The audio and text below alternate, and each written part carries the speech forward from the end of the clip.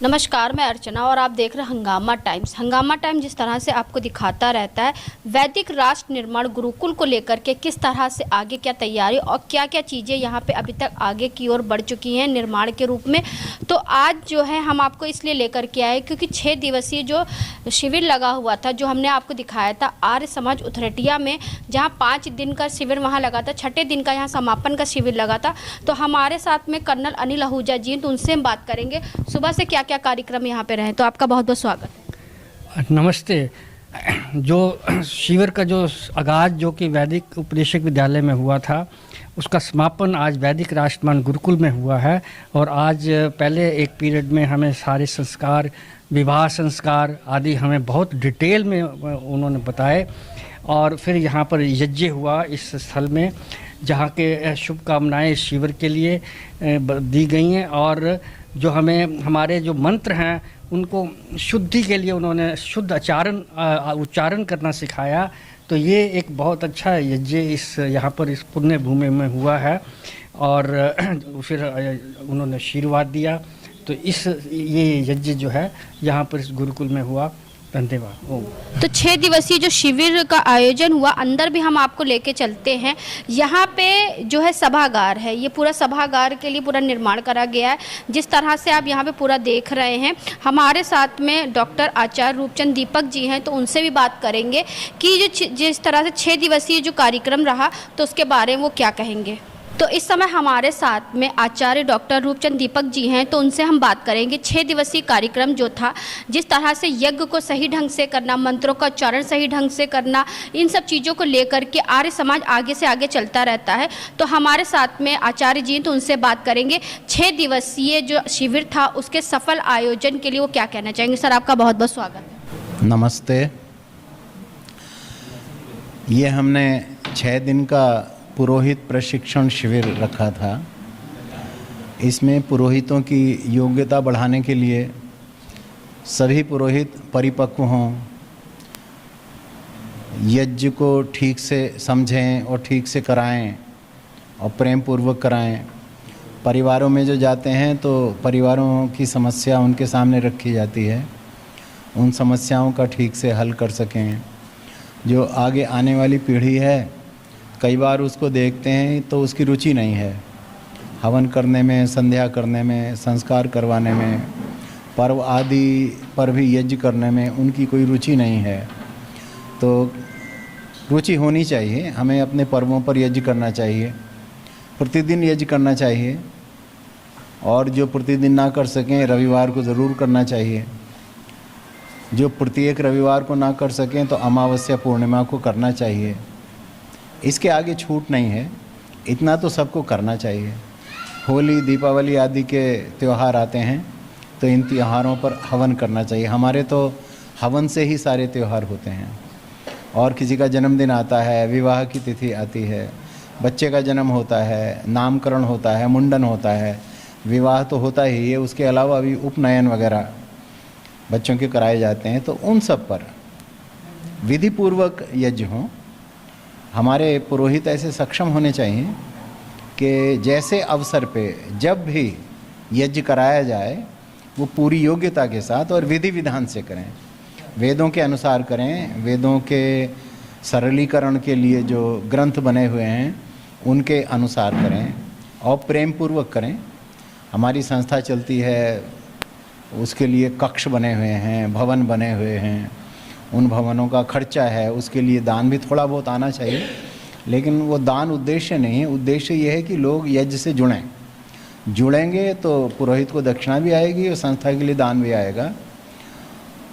दान के लिए भी उनको प्रेरित करें, लेकिन मुख्यतः यह है कि वो हवन करने के लिए तैयार हों, उनमें भी योग्यता आए कि वो फिर अपने आप हवन कर सकें। और पुरोहितों में यह है कि दैनिक हवन कैसे कराया जाए, साप्ताहिक कैसे कराया जाए, अमावस्या और पूर्णिमा के कैसे करे जाएं, होली और दीपावली आदि जो पर्व होते हैं, पर्वों के हवन कैसे कराए जाएं, और फिर विवाह संस्कार है, मुंडन संस्कार है, इनके हवन कैसे कराए जाएं। जहाँ ये हवन कराने जाते हैं तो लोगों की जिज्ञासाएं होती हैं, लोगों के प्रश्न होते हैं, उन प्रश्नों के उत्तर उपलब्ध कराए जाएं। उनको वेद शास्त्र में वो उत्तर उनके उपलब्ध होते हैं।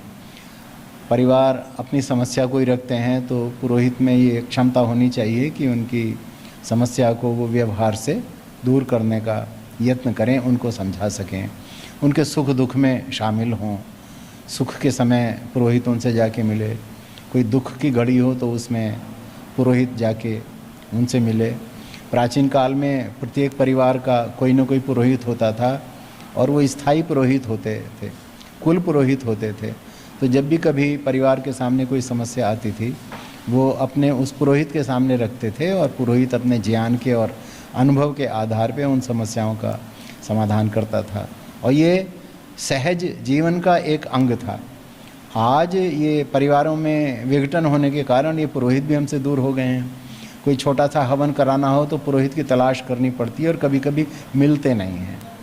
पुरोहितों में भी ये भावना आ रही है कि हवन कराने से क्या फ़ायदा, कोई बड़ी तनख्वाह वाली सर्विस मिलनी चाहिए, वो सर्विस हम करें।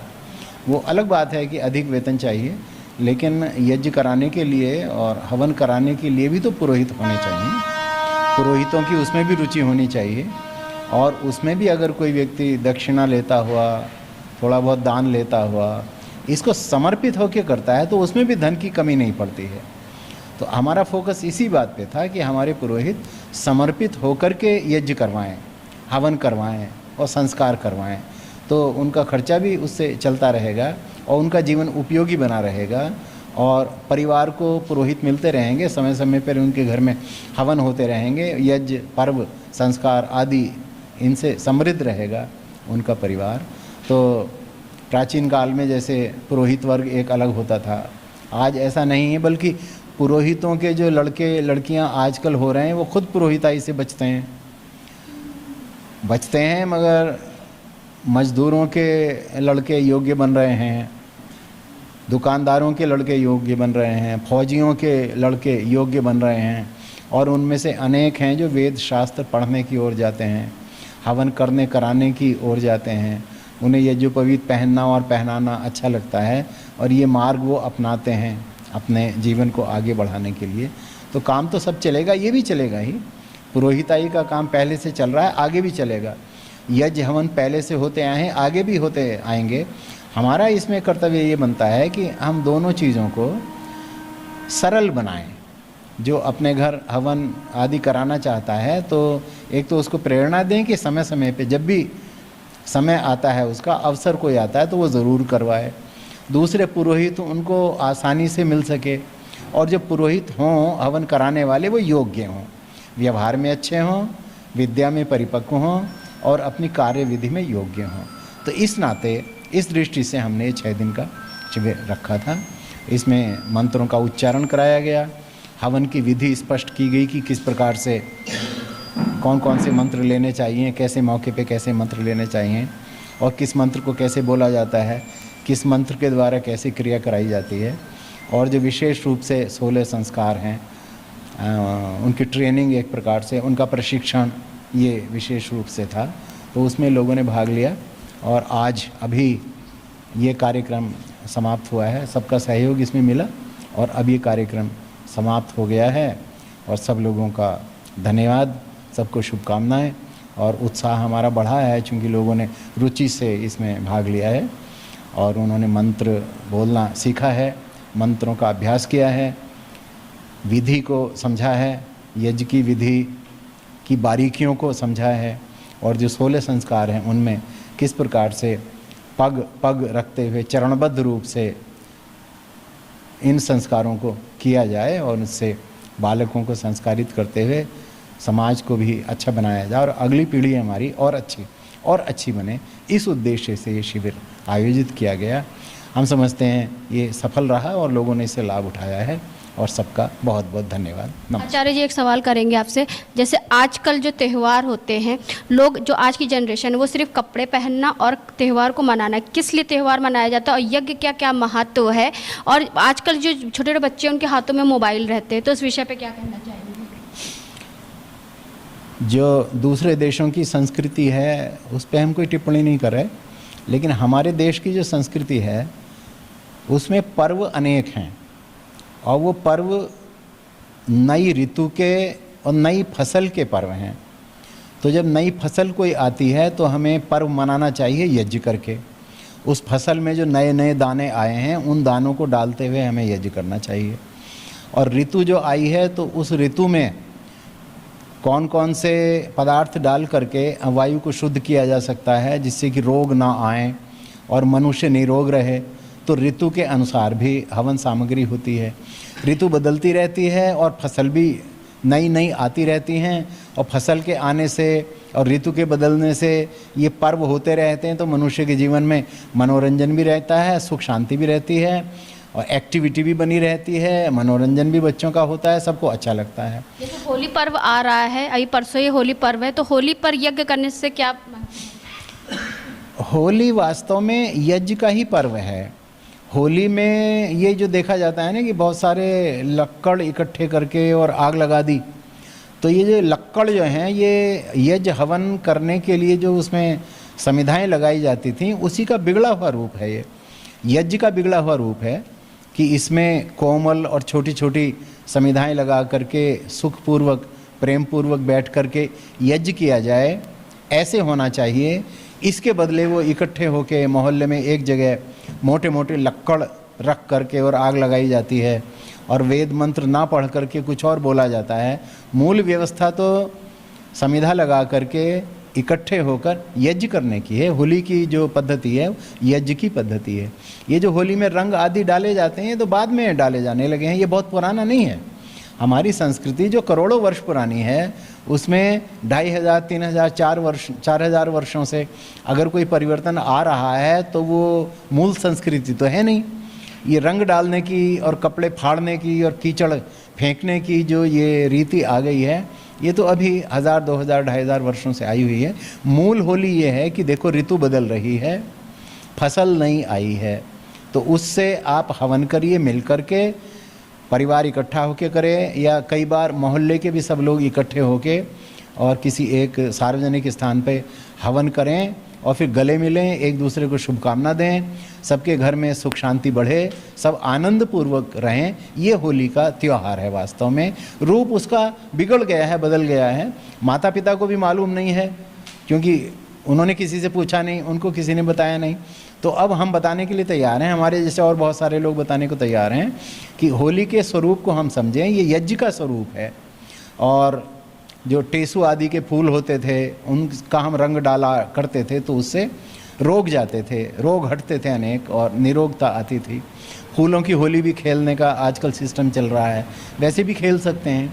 रंग डालने की हमारी मूल संस्कृति नहीं है, किसी प्रकार से ये बात हमारी संस्कृति में जुड़ गई है। तो हम मूल स्वरूप को समझ करके और उसी तरह से पर्व को मनाएं, ये संदेश हमारी संस्था देती है। तो ये थे हमारे साथ में आचार्य डॉक्टर रूपचंद दीपक जी। जिस तरह से हम आपको दिखाए थे 6 दिवसीय जो कि पुरोहित प्रशिक्षण शिविर आयोजित किया गया था उथरटिया से लेकर के यहाँ तक का आपका वैदिक राष्ट्र निर्माण गुरुकुल में इसका समापन हुआ। जैसे आचार्य जी ने बताया कि हमारा वैदिक काल में जिस तरह से होली मनाई जाती थी और होली में किस तरह से यज्ञ होता था, या हमारे जो भी आपका त्यौहार आते हैं उसमें यज्ञ का क्या महत्व है, इसी को लेकर के ये 6 दिन का शिविर का आयोजन किया गया था। तो ऐसे हम आपको दिखाते रहेंगे कि आर्य समाज किस तरह से वैदिक राष्ट्र निर्माण को आगे बढ़ा रहा है। मैं सुशील श्रीवास्तव। ये जो 6 दिन का प्रशिक्षण यहाँ पे चला पुरोहितों के लिए, उसमें मैंने प्रशिक्षार्थी के रूप में भाग लिया है और इस प्रशिक्षण में आने के उपरांत जो कमियां हमारे जीवन में हैं या समाज में हैं उनको दूर करने का प्रयत्न करने का जो प्रशिक्षण हमें मिला है उसको हमें पूरा करना है, यही हमारी कामना है। और हम वैदिक राष्ट्र निर्माण गुरुकुल की तरफ से अपने पुनः धन्यवाद देते हैं। तो 6 दिन का जो शिविर का आयोजन हुआ था तो उसमें कुछ लोगों ने 6 दिन आकर के अपनी उपस्थिति हाजिर करी, तो उनसे बात करेंगे 6 दिन के शिविर को लेकर के वो क्या कहेंगे। तो क्या नाम है और क्या कहना चाहेंगे आप? नमस्ते, मेरा नाम डॉक्टर सिद्धेश पांडे है और मैंने ये 6 दिन का शिविर अटेंड किया जिसमें हमें सब 16 संस्कारों के बारे में बताया गया।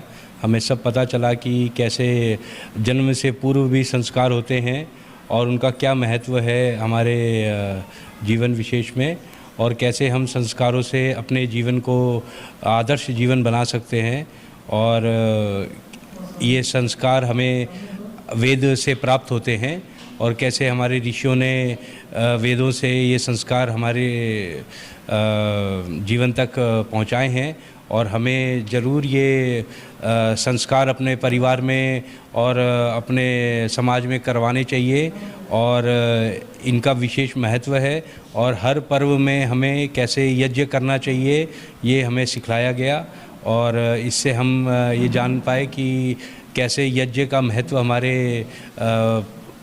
वैदिक काल से आज तक है और इसको हमें अपने जीवन में प्रतिदिन करना चाहिए। ये हम लोगों ने यहाँ प्रण लिया है और हम ये अब आजीवन हम लोग जो है यज्ञ करने का संकल्प करते हैं और ये ही हम अपने साथियों को और दूसरों को भी बताना चाहेंगे कि यज्ञ को ज़रूर अपनाएं, इसको समझें। ये एक विज्ञान है जिससे घर में कोई बीमार ना रहे और सबका मानसिक संतुलन बना रहे और सबका मन अच्छा रहे और हम विद्या के क्षेत्र में आगे बढ़ें।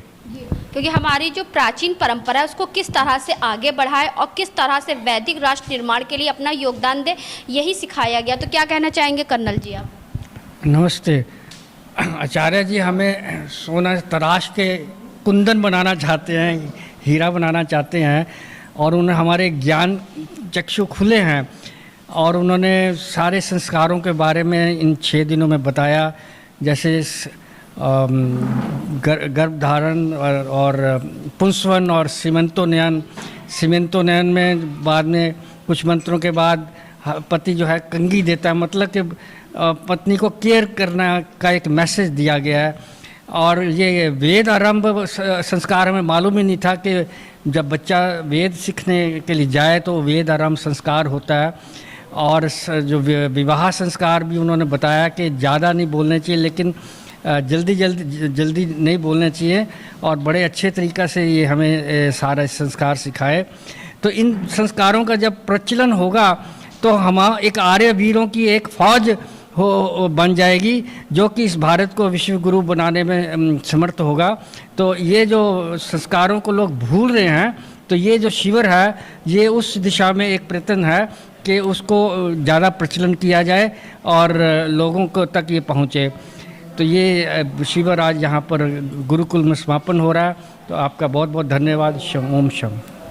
तो आज हम लोग आए थे वैदिक राष्ट्र निर्माण गुरुकुल में, जहाँ पर पुरोहित प्रशिक्षण शिविर का समापन था। 6 दिवसीय कार्यक्रम जो हुआ, जहाँ पे आपको हमने दिखाया, शुरुआत में हमें दिखाया था 6 दिवसीय कार्यक्रम में क्या प्रमुख रहा। तो ऐसे हम आपको दिखाते रहेंगे कि वैदिक राष्ट्र निर्माण गुरुकुल में और जिस तरह से आर्य समाज में और जो 6 दिवसीय कार्यक्रम था जिसमें मानव जीवन में संस्कारों का क्या महत्व है, इसको लेकर के एक प्रशिक्षण के रूप में शिविर लगाया गया था। तो इसी के साथ मैं अर्चना आपसे इजाज़त लेना चाहूँगी। धन्यवाद। बने रहिएगा हंगामा टाइम न्यूज़ चैनल के साथ।